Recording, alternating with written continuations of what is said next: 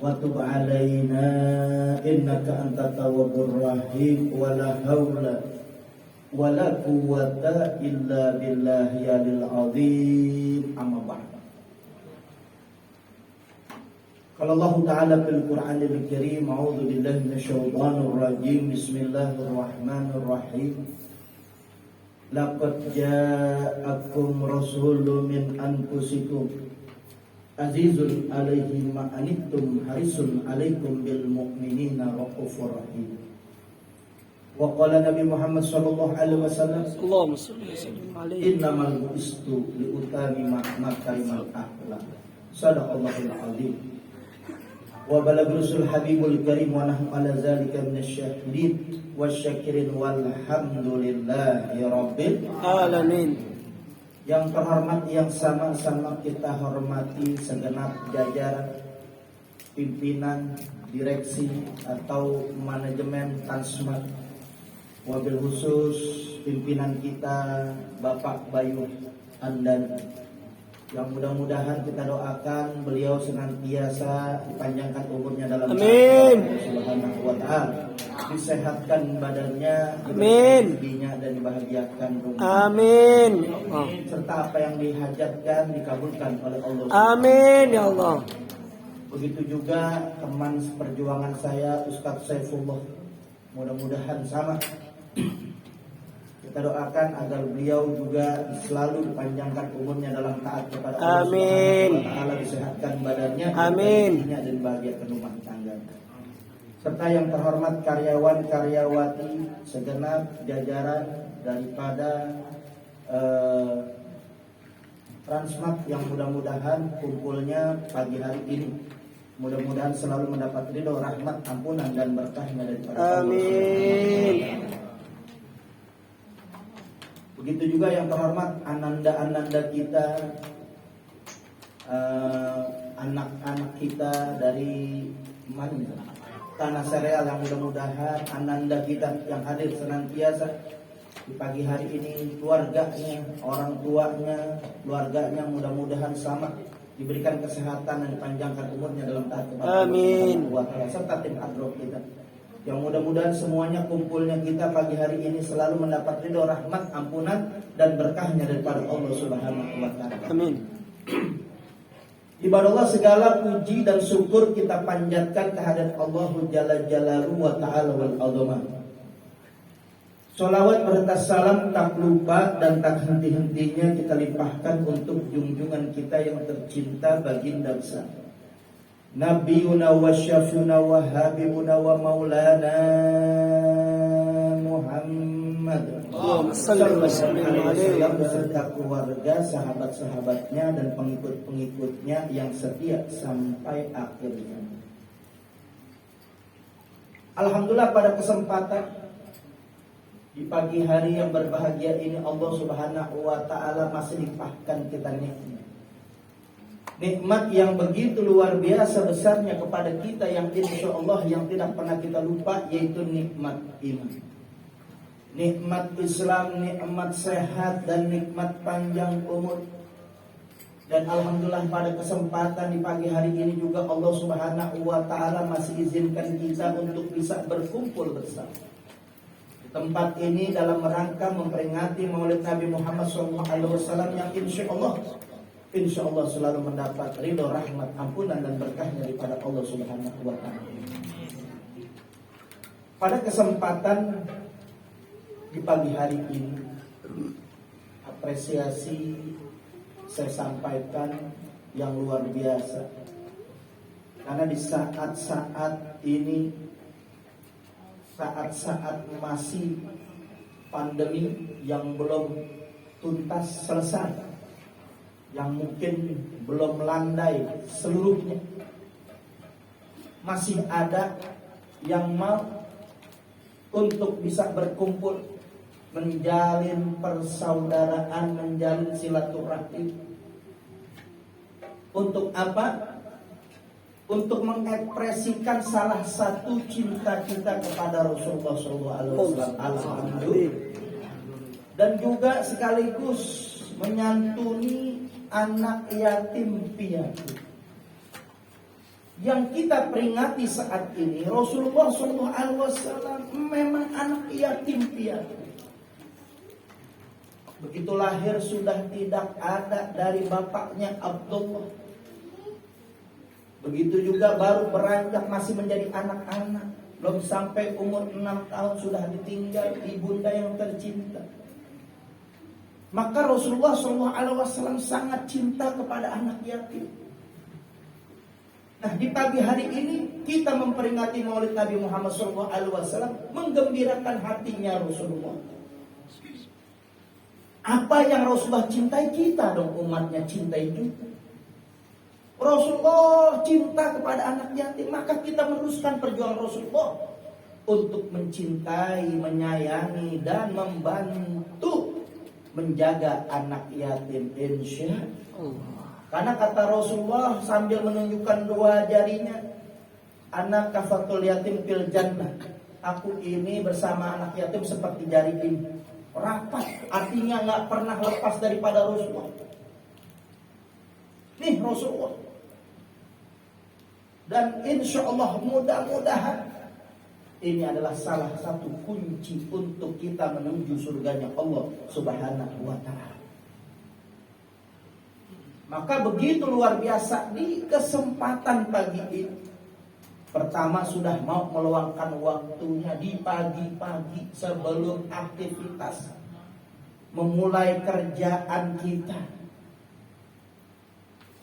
Kemudian juga nggak tanggung-tanggung memberi kesempatan untuk bisa memberikan santunan anak yatim. Mudah-mudahan karyawan di sini insya Allah mudah-mudahan selalu mendapat ridho, berkah, ampunan, dan rezeki yang berlimpah dari Allah Subhanahu wa Ta'ala. Amin, amin ya rabbal alamin. Rasulullah SAW anak yatim. Artinya Rasulullah memang Allah Subhanahu wa Ta'ala mau dibesarkan oleh Allah Subhanahu wa Ta'ala langsung. Allah yang rawat, Allah yang jaga, Allah yang lindungi. Yang hari ini kita maulid adalah tak lain dan tak bukan seorang Rasulullah yatim piatu yang dipilih oleh Allah Subhanahu wa Ta'ala. Maka kesempatan ini Rasulullah SAW mengajarkan kepada kita untuk apa? Sabar. Karena Rasulullah SAW selain menyantuni anak yatim, diberikan kesabaran, diuji dari kecil oleh Allah Subhanahu wa Ta'ala. Bayangkan dari kecil sudah ditinggal kedua orang tuanya. Begitu pilu kalau kita mengalami itu semua. Masa kecil yang berat tanpa dibesarkan oleh kedua orang tuanya. Sehingga Rasulullah dari kecil sudah dididik kesabaran. Karena ini kesabaran ini adalah kunci keberhasilan dakwahnya Rasulullah SAW. Alhamdulillah. Karena kuncinya itu sabar. Maka kalau kita melihat sabarnya Rasulullah luar biasa, dakwahnya Rasulullah luar biasa, sabarnya dan cintanya kepada umat luar biasa. Ini yang beda dengan nabi-nabi sebelumnya. Dan kecintaan Rasulullah nggak main-main terhadap umatnya. Karena Rasulullah SAW membaca surat dari Al-Maidah dari 120 ayat, Rasulullah mengulang-ulang berkali-kali sampai Rasulullah SAW meneteskan air mata. Bahkan nangis terseduh-seduh sesenggukan. Apa ayat yang dibaca? Dari surat Al-Maidah dari 120 ayat, Rasulullah baca di ayat 118 ulang-ulang. Itu berbunyi, intu azihum fa innahum ibadu wa in taghfir lahum fa innaka antal azizul hakim. Ini ayat adalah diabadikan sebelum Nabi Muhammad mereka angkat tangan nyerah. Terbatas kesabarannya. Memang nabi-nabi sebelumnya juga terbatas. Ruang lingkup daripada dakwahnya, penyampaian Islamnya terbatas. Kalau Rasulullah wa ma arsalnaka illa rahmatan lil alamin. Kalau Rasulullah SAW diutus untuk seluruh alam, menjadi rahmat bagi alam, kasih sayang daripada Allah berikan untuk alam dan seisinya, mulai dari zaman Nabi Adam sampai yaumul qiyamah. Tapi kalau nabi-nabi sebelumnya memang terbatas untuk hanya kaumnya, kelompoknya, bangsanya, golongannya. Sehingga pantas kalau kesabaran mereka terbatas, mereka angkat tangan nyerah. Kesabaran mereka terbatas. Karena ayat itu yang berbunyi, artinya kalau engkau mau seksa, ya Allah seksa itu hambamu. Apabila engkau mau ampunin, ampunin itu hambamu. Tuh, nyerah mereka, artinya Nabi Musa bisa memukulkan tongkatnya Fir'aun dan pengikutnya, Allah tenggelamin. Tuh, artinya mereka masih tega, umatnya diberikan musibah, malapetaka, bencana, habis kepada Fir'aun dan pengikutnya. Inna lillahi wa inna ilaihi. Begitu juga Nabi Nuh bisa membuat perahu bahtera di bantaran di gunung, yang mana ketika itu dakwah umat tidak mau beriman kepada Nabi Nuh, beriman kepada Allah Subhanahu wa ta'ala. Anaknya nggak mau beriman, istrinya nggak mau beriman, sehingga dibuatkan perahu oleh Nabi. Dimasukkan itu seluruh yang tunduk dan taat kepada Allah saja. Yang mereka yang taat dan tunduk ikut Nabi. Mereka nggak percaya akan diberikan musibah, malapetaka, banjir bandang. Ternyata Allah berikan itu banjir bandang 8 hari 8 malam hujan. Satu riwayat 40 hari 40 malam hujan. Itu kan anaknya lari ke puncak gunung, dipikir selamat, ternyata banjir sampai setinggi gunung. Allah tenggelamkan anaknya. Begitu juga istrinya, inna lillahi wa inna ilaihi. Begitu juga Nabi Lut. Nabi Lut, umatnya tidak mau beriman kepada Allah Subhanahu wa ta'ala, bahkan melakukan penyimpangan seksual, homoseksual dan lesbianisme. Inna lillahi wa inna ilaihi. Sehingga nggak tanggung-tanggung, selain Allah berikan musibah malapetaka, bumi Allah kebalikan, tanah bergerak menelan apa yang ada di atasnya. Ternyata sebelumnya Allah berikan wabah. Sama seperti kita. Tapi yang namanya wabah itu to'un, betul-betul wabah. Mulai dari zaman Nabi sebelum Nabi Muhammad sampai Nabi Muhammad ada emang. Bukan saat ini doang. Kenapa saya bilang betul-betul wabah? Karena ketika itu wabah, yang namanya wabah dahsyat. Pagi mati, besok pagi bisa mati. Pagi dapat nih, mesti dapat wabah, pagi besok mati.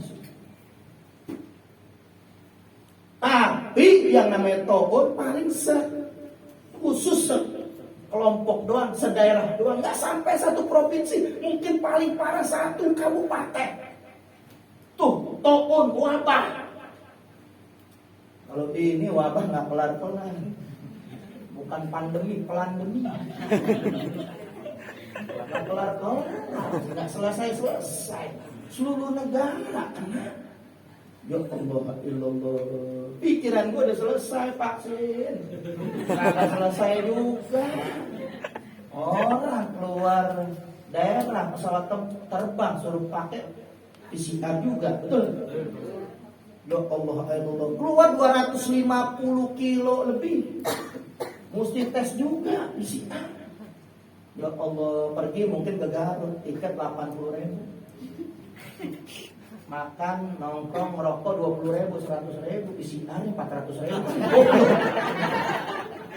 Kamu bikin baju? Ya Allah, ya Allah. Ini Indonesia mau dibuat miskin, pantas. Kalau Anda ke Mampang, rumah saya Pasar Minggu, atau kalau lewat Mampang Perapatan, kok saya bingung? Gak ada orangnya. Beberapa gedung disulap menjadi rumah sakit, kosong melompong. Ini ada apa? Saya bingung. Saya bilang ini ada apaan? Bingung nih saya. Nggak ada orangnya tapi disiapin rapi. Oh ternyata ada program yang kayak begini.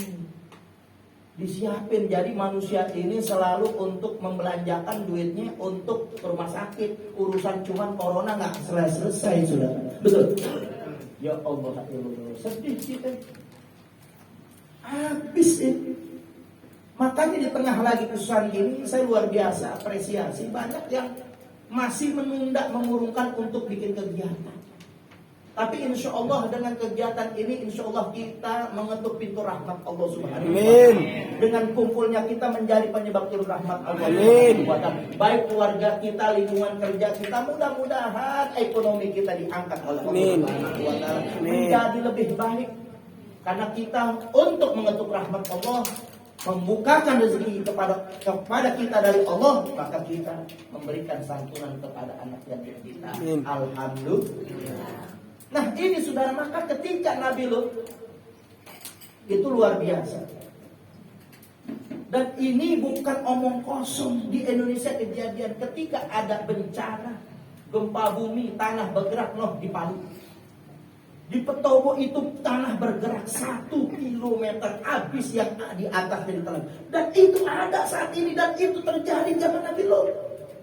Jadi apa yang Al-Quran ceritakan itu benar. Wabah ada, wabah. Bencana, musibah, malapetaka, bencana ada, apapun ada. Innalillahi wa inna ilaihi. Dan memang luar biasa ini kerusakan.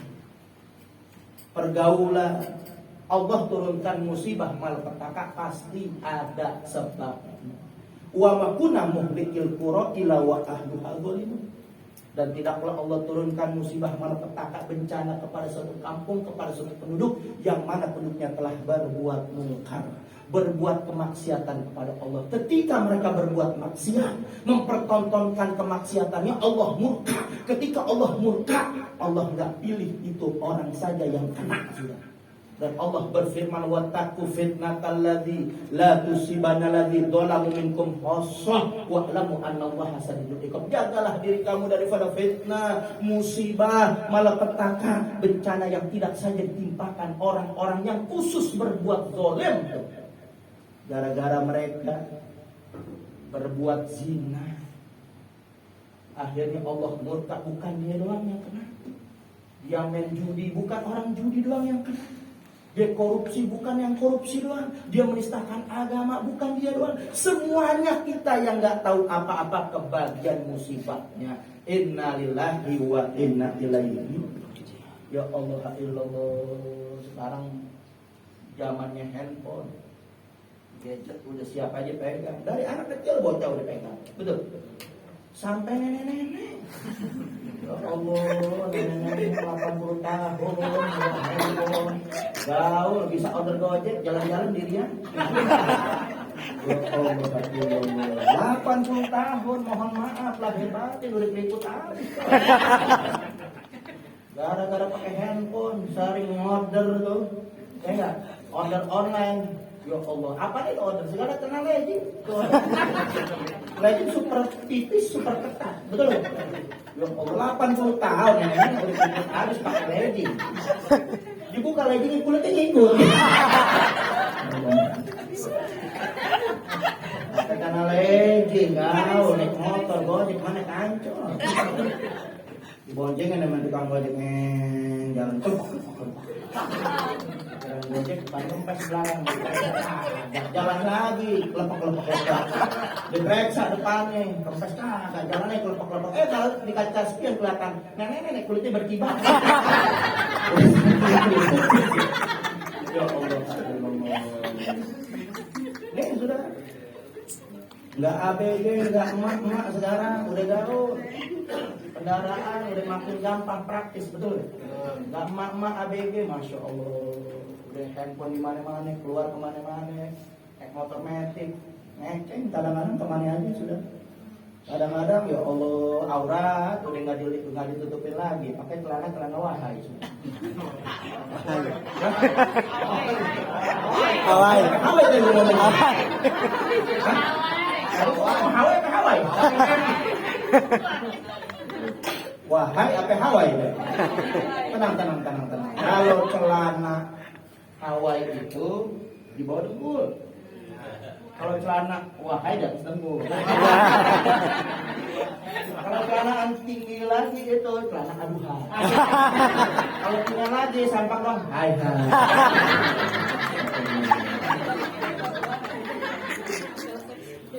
Mak kadang-kadang sok gaul udah memakai handphone kelilingan, pakai celana yang aduhai. Kelilingan naik motor metik. Mending pahanya bagus, sudah segede gerbong pisang. Ini kali mulus udah ini poin bendera masih innalillahi wa inna ilaihi. Apa lagi nih sekarang nih? Masya Allah. Kalau dulu anak ABG pakai kakaknya dipakai sama adiknya. Sekarang pakai adiknya dipakai kakaknya. Melecet kemana? Ya Allah pakai celana aduhai pusat kelihatan dan kali bagus bodong. Karena itu sih diboncengin sama cowoknya naik motor sport Kawasaki Ninja 250. Waduh, nungging kan tuh. Karena nungging begini, diboncengin dari belakang kameranya kelihatan. Kali bagus sebutin. Ya Allah. Sekarang yang begitu tambah dikit tambah banyak. Tambah banyak. Dulu kecil saya nggak melihat yang macam-macam, sekarang orang polanya dandanan macam-macam. Dulu yang namanya bencong, saudara mohon maaf, ada jarang banget. Sekarang bencong gimana bencong? Masuk rumah gua tiap hari samperin bencong. Bener, ngamen. Oh, ya Allah. Sekarang yang namanya bencong, waria, itu tambah dikit tambah banyak. Oh bencong, banci. Waria, tambah dikit tambah banyak. Ternyata itu zaman Nabi Lut ada yang kayak begitu udah banyak sudah. Nabi Lut itu banyak kaum homoseksual, laki sama laki, dan laki banyak yang menyerupai yaitu perempuan. Dan saat ini memang itu dosa tanda-tanda akhir zaman luar biasa. Ternyata jumlah bencong saat ini se-Indonesia itu jumlah bencong 7 juta orang. Dikit tapi banyak. Bukan jauh. Itu bencong kalau demo saudara turun semua aksi 212 tertandingin nama bencong. Monas penuh bencong semua. Repot ya kira-kira. Bencong kalau bikin partai saudara menang, Docet jadi presiden. Repot itu. Masya Allah. Yang begini saudara ada kemarin bencong mati. Dari zaman Rasulullah, dari manusia diciptakan yang namanya bancik memang sebenarnya ada. Artinya dia berfisik kadang-kadang seperti laki, kadang-kadang kelaminnya memang ganda. Ada perempuan, ada yang begitu. Hukum fikihnya ada. Tapi yang saat ini banyak bencong dijadian. Nih sudah. Kalau bencong dijadian begini kemarin saudara mati repot gue nyolatin nih. Jadi kampung gue mati bencong. Jadi ya, pas begitu mati, karena bencong asalnya kita tahu laki, dia yang mandiin laki dong, bener? Pas dimandiin baru sama laki, dibuka atas Ustaz, ini mau perempuan Ustaz. Masa saya megang gunung Ustaz, aja Ustaz. Dia nggak mau ditinggalin katanya, nggak mau megang gituan katanya. Udah saya panggil yang perempuan daripada nggak ada mandiin. Dibuka buat Ustaz, ada bonusnya Ustaz. Bencong kagak mandi, yang laki nggak mau mandiin, yang perempuan nggak mau mandi, kan bingung siapa mandi. Lagi kita datang bingungnya, datang rombongan bencong lawan. Gue suruh bencong mandi bencong, cong mandi. Pikiran gue bisa mandi mayat, kan cuma nggak pernah basah. Ya Allah, akhirnya mau nggak mau yang mandiin laki juga. Akhirnya mandiin, selesai, dimandiin, dikafanin, kemudian disolatin. Masuk ke musola, disolat. Bingung lagi kita. Baca doanya bingung. Kalau laki kan jelas Allahumma fir lah, perempuan Allahumma fir. Sebelah aku samping bingung bacanya doanya Allahumma fir lah huha.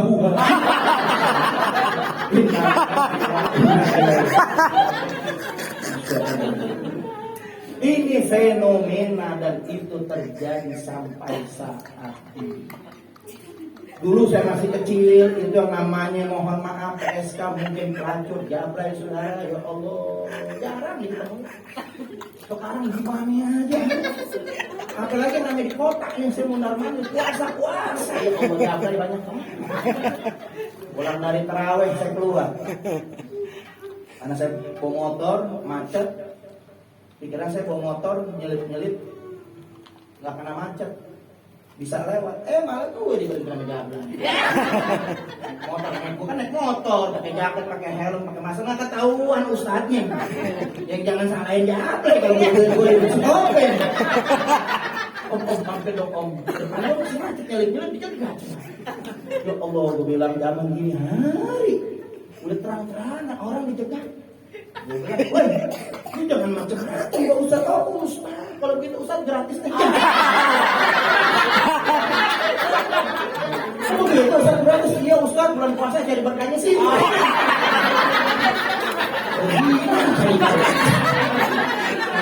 Innalillahi wa inna ilaihi. Makanya itu terjadi zaman Lut itu begitu luar biasa. Bukan lagi dia tidak beriman tapi melakukan penyimpangan. Akhirnya Allah turunkan murka. Rasulullah SAW membaca ayat ini, begitu juga mengingat dan mengetahui riwayat nabi-nabi sebelumnya Nabi SAW. Karena memang Rasulullah laqad ja'akum rasulun min anfusikum azizun 'alaihi ma anittum harisun 'alaikum bil mu'minina raufur. Telah datang kepada kamu seorang rasul min anfusikum dari jenismu sendiri yang terasa berat olehnya atas penderitaan kalian. Dan kepada orang-orang beriman Rasulullah penuh kasih dan sayang, dan Rasulullah menginginkan kita selamat dan beriman kepada Allah Subhanahu wa taala. Memang begitu Rasulullah diciptakan.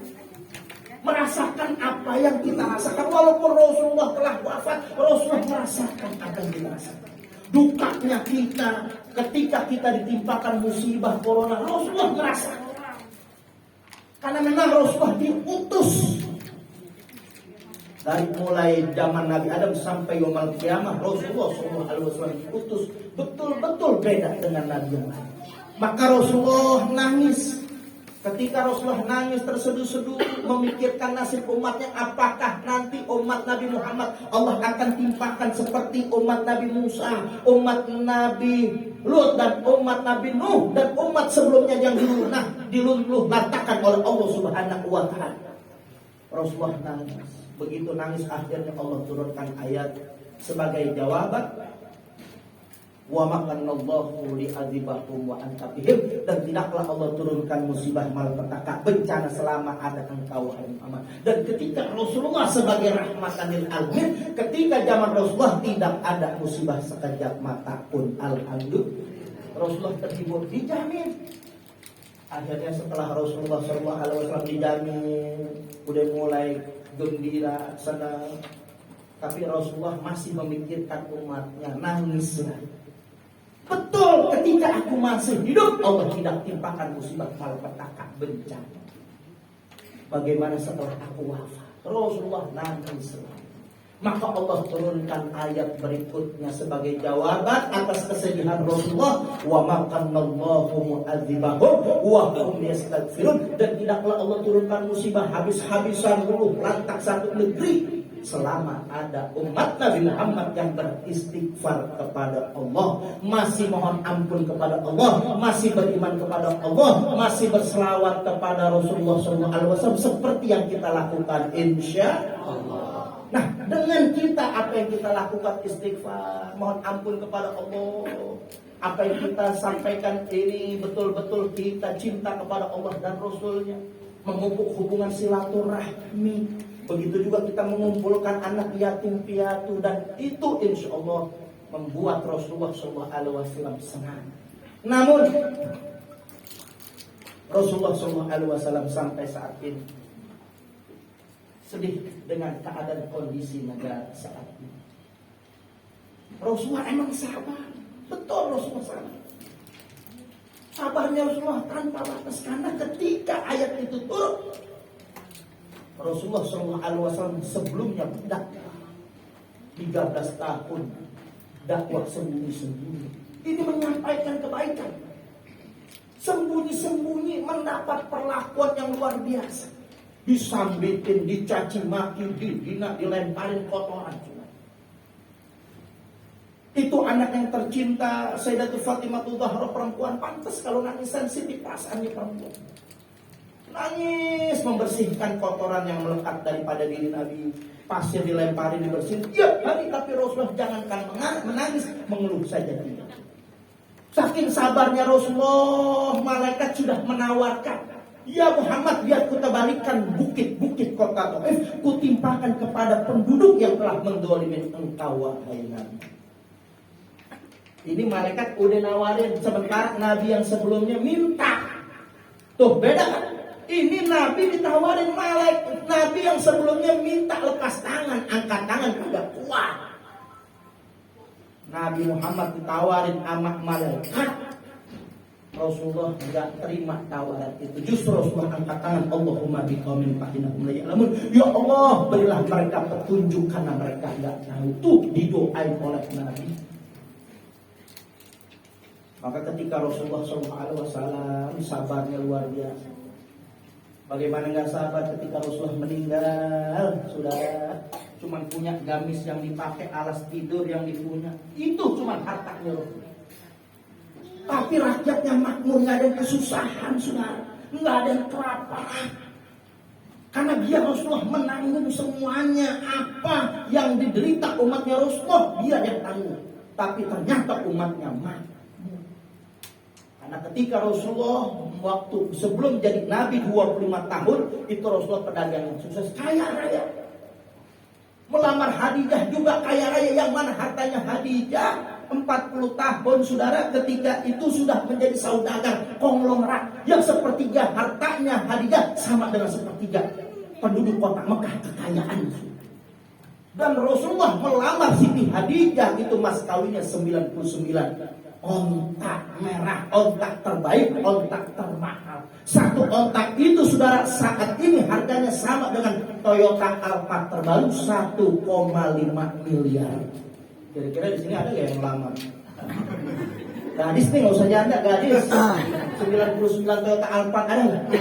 Kalau ada, aku pengen juga, pengen kaya banget. Tapi begitu Rasulullah menjadi Nabi, saudara, umur 40 tahun habis semuanya. Begitu juga Siti Khadijah habis. Bahkan ketika Siti Khadijah wafat, itu gamisnya compang-camping. Demi apa? Demi dakwah, demi umat Nabi Muhammad, demi umat Islam, dikorbankan segala. Hartanya dihabiskan, sabar. Dakwahnya dicaci maki, sabar. Tapi yang menjadi catatan sabarnya Rasulullah ada tempatnya. Betul, ketika diri pribadinya dapat musibah, sabar. Dapat ujian dakwah, dia sabar. Tapi jangan coba-coba agama ini. Rasulullah maju paling depan. Sabarnya Rasulullah rahmatan lil alamin. Tegasnya Rasulullah rahmatan lil alamin. Jangan dibeda-bedain, jangan dikotak-kotakin. Jangan diadu domba antara penyampaian dakwah yang lembut dengan dakwah yang tegas. Masing-masing saling untuk berkolaborasi, sudah. Jangan dipisahin mentang-mentang tegas dicap Islam radikal. Yang Islam yang ketika dakwahnya lembut, Islam Nusantara. Tidak ada Islam Nusantara, tidak ada Islam radikal. Semua Islam rahmatan lil alamin, saudara. Takbir.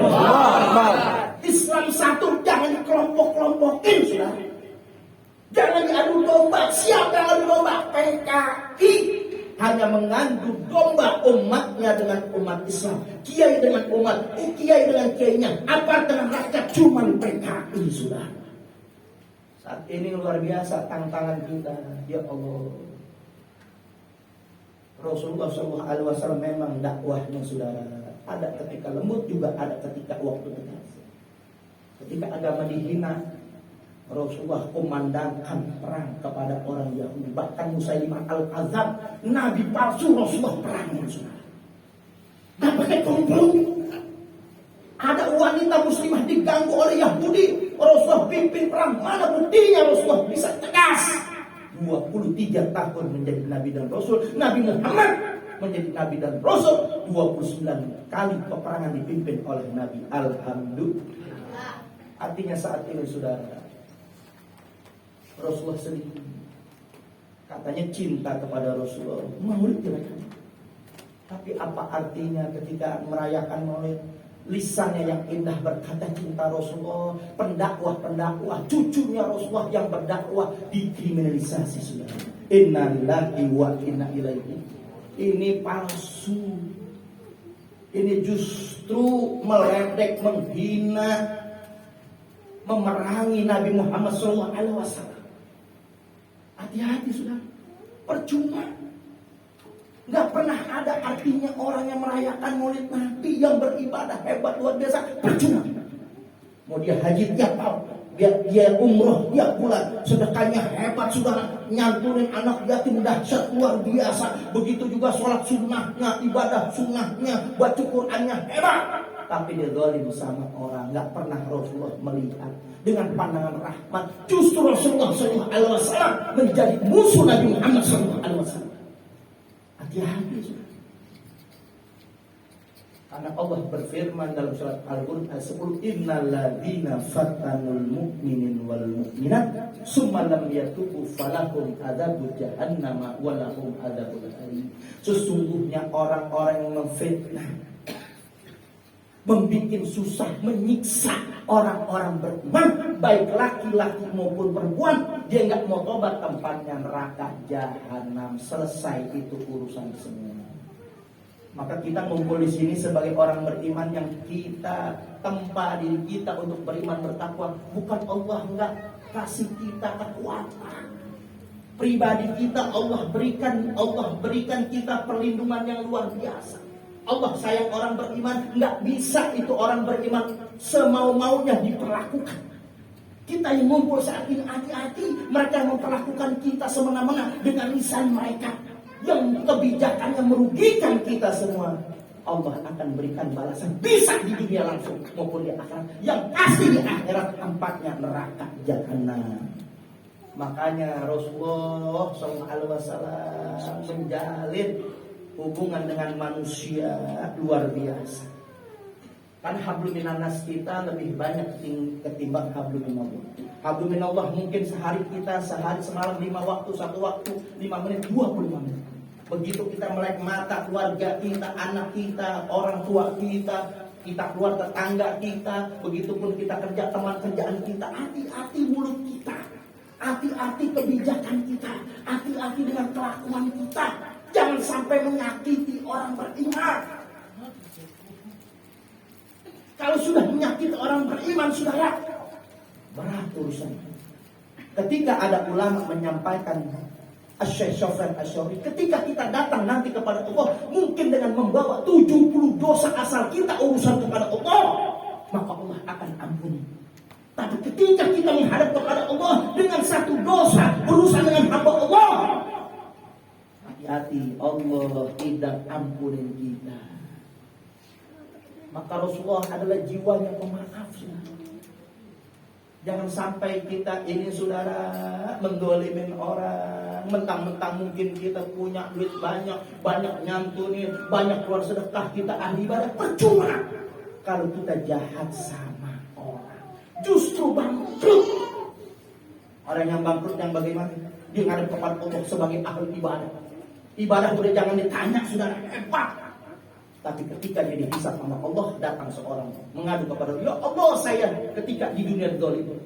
Akhirnya tuh orang saudara yang ahli ibadah, karena zalimin orang, pahalanya diambil. Datang lagi orang ngadu, pahalanya diambil. Datang lagi orang ngadu, pahalanya diambil. Sampai ini orang yang ahli ibadah gak punya pahala, datang orang masih ngadu. Akhirnya tuh orang yang ngadu, dosanya ditimpakan kepada orang yang ahli ibadah. Bangkrut saudara. Maka saya bilang, presiden, pemimpin kita tega-teganya kriminalisasi ulama, apa dosanya sudah? bukan koruptor. Bahkan bukan pimpinan partai, nggak ambisi untuk merebut kekuasaan. Cuma bela agama. Maka ketika saya 2019 pernah saya ceramah di sini. Saya cuma ditugasin, habis dari sini saya ketemu dengan Ustadz Saifullah, saya pulang, saya mau buru-buru, ada urusan. Saya masih ingat 2019. Ini tempat saya nggak bakalan lupa. Kenapa dari sini saya diperintahkan untuk melaporkan Sukmawati. Saya ngomong sama Ustaz Saiful, ini mau balik dulu, gue mau laporin tuh Sukmawati. Itu laporan yang kedua, saudara. Saat ini luar biasa. Kemarin di TV One 2 minggu yang lalu saya katakan Indonesia sudah menjadi surga buat penista agama. Nggak boleh diam, saudara. Ketika datang masalah, ujian, malah petaka, corona dan sebagainya, itu ujian buat kita sebagai orang beriman. Allah cinta kepada orang beriman. Allah sayang kepada orang beriman. Kenapa? Ketika Allah timpakan musibah kepada orang beriman, Allah ingin angkat derajat. Allah berikan pahala yang besar. Allah hapusin dosanya. Tuh, orang beriman pasti diuji. Inna idzamal jasad ma idzamal bal. Besarnya itu pahala tergantung besarnya ujian. Makin Allah cinta kepada kita, Allah uji kita. Kalau kita redha, Allah redha. Tapi ketika agama dihina, nggak boleh kita diam. Apa yang bisa kita lakukan sesuai hukum yang berlaku? Kita taat konstitusi. Maka dari Ahok saya lapor Sukmawati, Ade Armando, Abu Janda, semuanya saya lapor termasuk Victor Restoran. Kenapa saya bilang Indonesia menjadi surga buat penista agama? Karena yang saya laporin, saudara, malah dapat jabatan. Victor Restoran itu udah dilaporin 4 partai, saya laporin pertama, saudara. Malah jadi gubernur. Tuh, gubernur NTT. Itu Immanuel Ebenezer saya laporin, saudara, jadi komisaris. Ahok yang pertama saya laporin, heboh memang, di penjara 2 tahun nggak ketahuan. Saya nengokin sampai gini hari nggak bisa, di penjara apa kagak tuh. Sekarang dapat jabatan komisaris, saudara. Bahkan mau jadi presiden. Innalillahi wa inna ilaihi. Wawancaranya jelas Ahok mau jadi presiden. Mohon maaf lahir batin, saudara. Hak warga negara Indonesia dipilih dan memilih. Itu dilindungi undang-undang dan konstitusi. Cuman, saudara, kita yang pintar-pintar, nggak bawa agama, saudara, kita milih pemimpin. Lihat asas proporsional dan keadilan. Kalau ini negara mayoritas kafir, silahkan pemimpin kafir, kita nggak boleh ganggu. Betul. Saya juga nggak pernah ganggu kepemimpinan di mana di daerah tertentu, di tempat tertentu, daerah tertentu, profesi tertentu yang mayoritas para kafir. Silahkan gubernurnya, nggak boleh kita ganggu. Haram, saudara. Itu hak mereka. Tapi kita DKI Jakarta punya hak sebagai mayoritas. Ingin kita pemimpinnya adalah Muslim, saudara. Betul. Nggak neko-neko. Di luar negeri juga sama. Nggak mungkin pemimpin Islam memimpin di daerah yang mayoritas kafir. Nggak mungkin di daerah. Di luar negeri manapun. Nah, begitu juga nanti kita milih pemimpin. Ahok maju jadi capres. LBP udah deklarasi, saudara, jadi capres. Grace Natali, ketua PSI, sudah nyapres. Victor Restoran, penista agama, yang sudah dilaporkan dia juga nyapres. Jadi bingung, saudara. Yang begini pendukung penista agama nyapres. Maka gue gak mau kalah. Kalau anda lihat sebulan kemarin, saya rame mau jadi calon cawapres. Coba buka sekarang. Kira-kira kalau saya capres, pilih kan? 2024 Ahok capres. Lo pilih Ahok apa pilih gue? Pilih Ahok apa pilih Novel Baswedan? Suruh kan, saudara. Maka gue tantangin kemarin di Detik, katanya gue halusinasi, pala lu donyang ya halusinasi. No, masa 212 nih kita reuni, mudah-mudahan nih 212 nih reuni Desember. Insya Allah jutaan orang tuh. Dari 212 baru gue doang yang cawapres, sudah. Kalau cawapres ketinggian gue gak punya modal. Kalau cawapres nebeng aja nebeng. Kan Maruf Amin nebeng tuh. Gak punya partai, gak punya duit. Nah, ilmunya gue pakai. Gue nebeng aja, saudara, kali aja gue dipindah sama partai. Betul. Tadi habis gue bingung pemimpin kayak begitu. Kalau ada, saudara, mohon maaf lahir batin. Ini sih kata Ustadz Ahmad Al-Habsyi. Kalau ada anak nih kecil yang kerja tukang bohong mulu, nanti bakatnya jadi presiden tuh. Ya, Ahmad Al-Habsyi bukan yang gue. Ada anak kecil kerja di pinggir mulu, nanti bakatnya jadi wakil presiden tuh. Oke saudara, maka lembaga survei jangan dipercaya. Setiap saya ceramah tablik saya kumpulin suara kayak begini. Ahok capres, saya Novel Bamumin capres, kira-kira yang dipilih yang mana pasti. LBP, begitu juga yang namanya Natali, Victoria, saudara, masa penista agama orang Islam pilih, saudara. Betul, logika. Maka mudah-mudahan Allah Subhanahu wa Ta'ala lindungi langkah kita, lindungi ulama-ulama kita. Kita berdoa kepada Allah Subhanahu wa Ta'ala, mudah-mudahan di bulan Maulid ini pemimpin kita mendapat hidayah, taufik agar mereka tobat kembali kepada Allah Subhanahu wa Ta'ala. Rezim sebelumnya nggak ada kritisasi ulama sampai saat ini. Rentetan ulama habaib rombongan dimasukin ke penjara, saudara. Padahal cuma bikin kerumunan. Kalau Habib Rizik yang bikin kerumunan doang, saudara, mohon maaf lahir batin, boleh aja di penjara. Nah, Jokowi sendiri bikin kerumunan di mall. Di Kerongko nih, di sini nih, belum lama jauh, dia bagi-bagi sembako. Terminal nggak diproses. Itu Hovifah gubernur ngumpulin orang cuma urusan ulang tahunnya, minta maaf, dimaafin. Habib Rizik udah minta maaf, bayar denda 50 juta, saudara. Penjara 8 bulan, sampai 4 tahun lagi, saudara. Saya mau tanya, ada nggak? Ya Allah, kok kayak begini? Pejabat bikin kerumunan, artis bikin kerumunan, Habib Rizik di cuman sedunia kasus prokes yang diadilin dan dipenjara cuman Habib Rizik dan kawan-kawan. Innalillahi wa inna ilaihi. Mudah-mudahan Allah Subhanahu wa Ta'ala berikan petunjuk hidayah kepada pemimpin kita agar mereka taubat, tunduk dan patuh kepada Allah.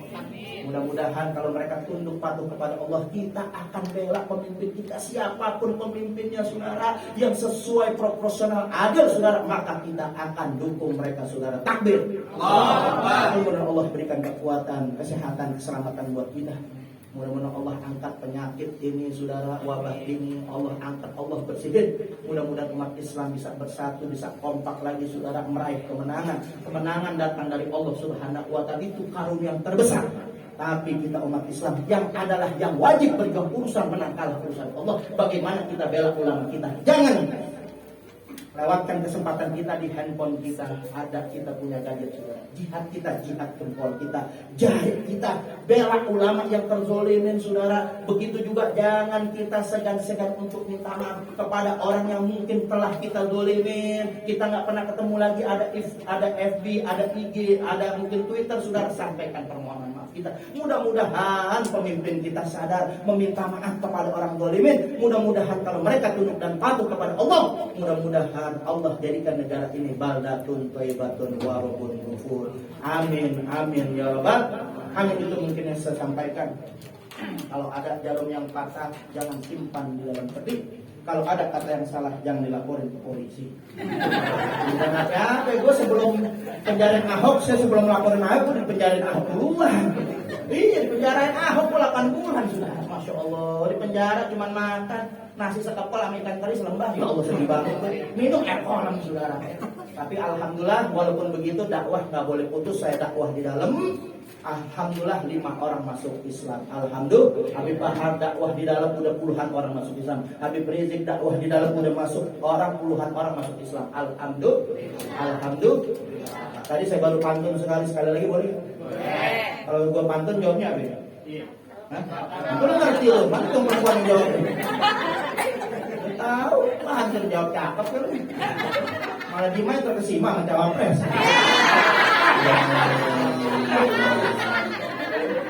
Gue mau pantun sekali lagi. Jawabnya apa? Betul. Siap.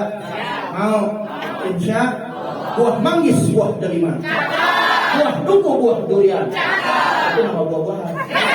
Assalamualaikum warahmatullahi wabarakatuh.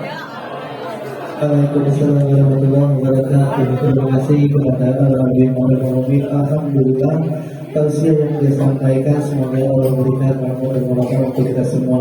Dan selanjutnya yaitu kita mengakhiri acara ini dengan membaca Alhamdulillah. Dan apabila kita dari panitia ataupun MC ada kata-kata yang salah, mohon dibuang pintu maaf yang seluas-luasnya. Assalamualaikum warahmatullahi wabarakatuh.